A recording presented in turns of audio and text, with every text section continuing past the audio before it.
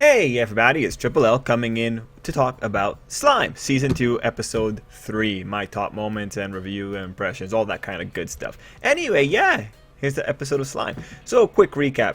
This episode was essentially slice of life, political slice of life, you know.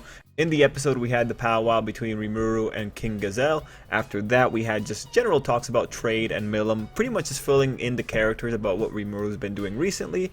We had the Beast Nation stuff. We had, after that, the official declaration of friendship, and then we had the comedy moment at the end with Shuna and Shion. Now, there are a lot of little details in the episode, and that's what we're going to talk about in the top moments, but overall, I enjoyed the episode. I think the comedy was on point this time. Like always, anime levels of silliness, but still appreciated. I personally really do enjoy being in Dwarf City, just because King Gazelle is just really cool. And it's always cool to see the guy here. Anyway, let's get into the top moments breakdown. And we do have quite a few. Oh yeah, another thing. We had Yom meeting the girl at the end. So, top moments breakdown. My first top moment was Shion looking proud about the man of mystery comment. So this was just cute and adorable. It's obvious that she's proud to hear other people respect Rimuru. Now, Rimuru, again, is dense. He's not fully understanding this. This is just part of his character, unfortunately. But I do find this adorable, and I do find this ultimately very consistent with Shion in general. She likes hearing Rimuru praised. This makes sense. Moving on. My next top moment was the poison comment, that being King Gazelle saying that Rimuru wouldn't poison him. So this is more of a talking point. For me than it is actually a top moment within the episode. Like, yes, really cool that King Gazelle just trusts Rimuru like that, because Rimuru does deserve it. But it is interesting because technically, this whole poison situation, like if Rimuru did something to prove that the thing wasn't poisoned, it actually doesn't matter all that much, because Rimuru is an entity that can most likely counter poison. It's just bring up the bigger point.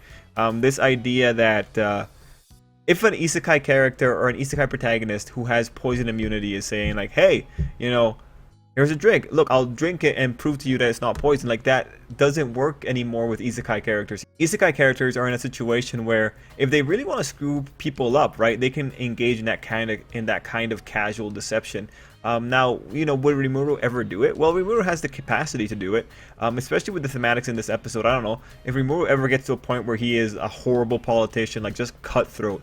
I could envision a situation where he poisons a whole batch of alcohol, drinks the alcohol to show that it's not poison, and then have the guy just get screwed over. Again, though, this is a talking point. It's a cool mechanism. It would be a cool subversion for any isekai. I don't think Rimuru would ever do that. It is just kind of worth pointing out how, you know, the isekai characters, they have their conventions, and they would never think, oh, this guy is immune to poison, right? They would be more taken away by the showing of sincerity.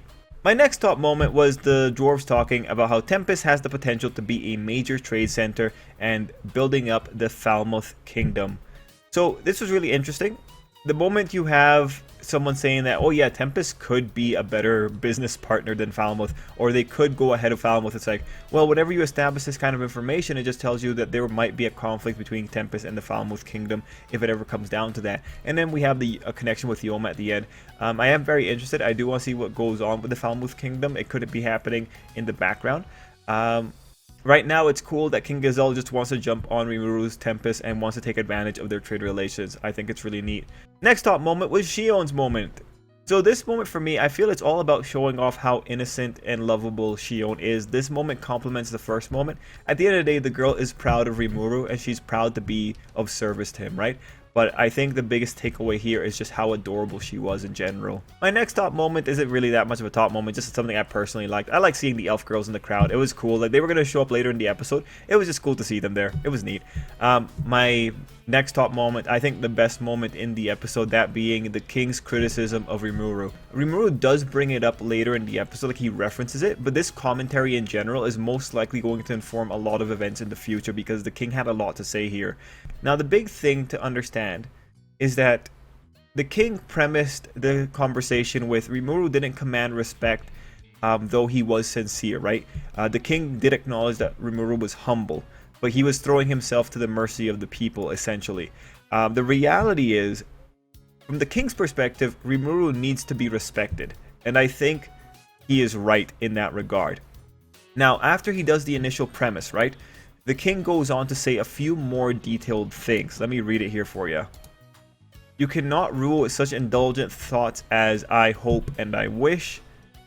And wonderful things do not come about naturally. I think he went on to say one must seize them for themselves. So I think this is actually really important. I think for the season, these might be the words that we end up coming back to repeatedly, that we come back to the scene and we reference. Like, yeah, Rimuru has to step out and take the things that he needs. Now, later in the episode, there is this point about sincerity, and we'll talk more about it there when we get to the sincerity nuance. But again, as we go forward into the season, really think about, you know, is this a situation where Rimuru should have been humble, or is this a situation where he should have commanded respect? And at the end of the day, respect is a benefit to a king. With respect, they can be shielded. With respect, they can have a little bit more pull at the negotiating table. If someone has respect, they're likely to have less problems. Like, mind you, they might have more people conspiring against them because of jealousy and that kind of stuff, but it's probably going to solve more issues than it's going to cause. And that's, I think, what King Gazelle is coming in with on that particular point. My next top moment was going back to the elf paradise again. I love the girls. It was hilarious to see. It was hilarious, that whole sequence with Gobuzol. I like that everyone was involved, including the dwarves. Next top moment was during the elf paradise scenes. Rimuru being a shrewd businessman. I thought this was a good idea, having the bar just sell that alcohol. It's a nice way of getting feedback. Definitely a good way of doing population testing. Next top moment was the elf girl talking about sincerity. So this is ultimately when you have her mentioning that, yes, because of sincerity, you can bring people in. This is the duality of a ruler, and this is what Rimuru kind of has to balance, I believe. You know, with the king is advocating for looking strong, for being someone that can be respected. The elf is pointing out sincerity is valuable. What Rimuru ultimately has to do is that he needs to have the face of a ruler for certain crowds, and he needs to have the face of a sincere person for his allies, right? Sincerity works when you have your close allies because it brings people towards you. But you need to have the face of a ruler in order to protect the people that you brought close to you with your sincerity. That's the duality of the ruler. Having the strong face to intimidate your enemies, and having the kind face to bring in allies. Like, really, in some ways, being king is like just having like really hardcore bipolar disorder.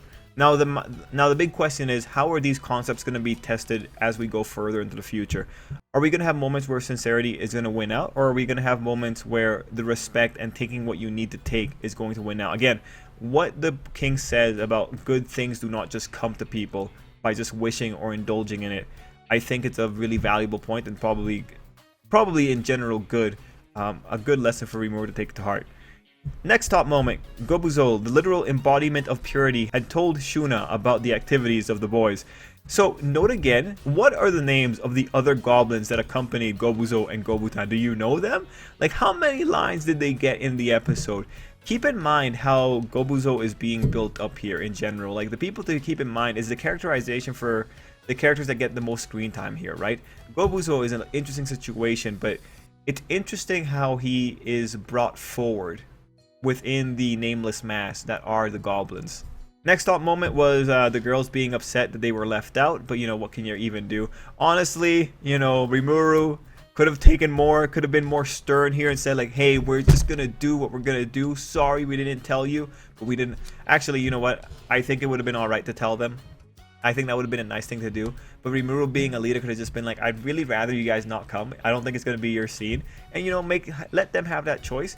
You know, maybe they would have made it an awkward situation, but Rimuru has to learn to deal with it. It's either you tell them properly and tell them to stay at home, be a responsible adult, or you take them and just let them see your debauchery. You know, that's the two options here, pretty much. Did Rimuru have it coming? Yeah, I think he had it coming for not being better at communication. He'll be fine. He'll be fine. What's the worst? He already has poison resistance. He's gonna be fine. I feel bad for everyone else though. But that led to my next top moment of Rimuru throwing himself to the mercy of the girls with his cuteness. I thought it was just funny how it worked out for him. Mind you, Shuna's reasonable. She's not going to let Rimuru get away with this. Like, he did wrong by her account, right? And I did like how they brought up what the king said. He relies too much on the sympathy of others to succeed. And it's like, yeah, no, Rimuru, just by what the king said, you should have done better. You should have seized the situation. You're the boss, right? And finally, at the end of the episode, we have Yom meeting the spellcaster.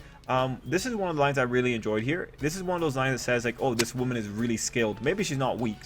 Maybe she's not weak, but she's definitely skilled. It was a cool little display to set this girl aside. And now with her coming in, you know, we already get a lot of things. We have her have that moment where like she reacts to him extending his hand in friendship. The Clayman plot is now officially getting started with this episode. He has now gotten into Rimuru's group. So it's gonna be interesting to see what exactly the end game is here for Clayman and this girl. But already you can see this girl's gonna have a rhetoric about not being used to Yom's kindness or something along those lines. Again, her recoiling at his smile, that's an obvious tell for someone who has a little bit of trust issues. So we're probably going to be seeing that in the future. Anyway, that was the episode of Slime. Overall, my favorite thing is definitely what the king said to Rimuru. I'm going to be very excited to see how that particular rhetoric manifests throughout the season, and I hope you will be too, because I think we'll have a lot of good conversations when we see any kind of signs of it. Anyway, everyone, let me know what you thought down below, and until next time, I hope you have an absolutely great day. I really struggled a lot in this one. I had a really hard time talking. I hope I was able to edit everything out. You might be wondering why I'm still in the video. I'm just waiting for OBS to stop capturing.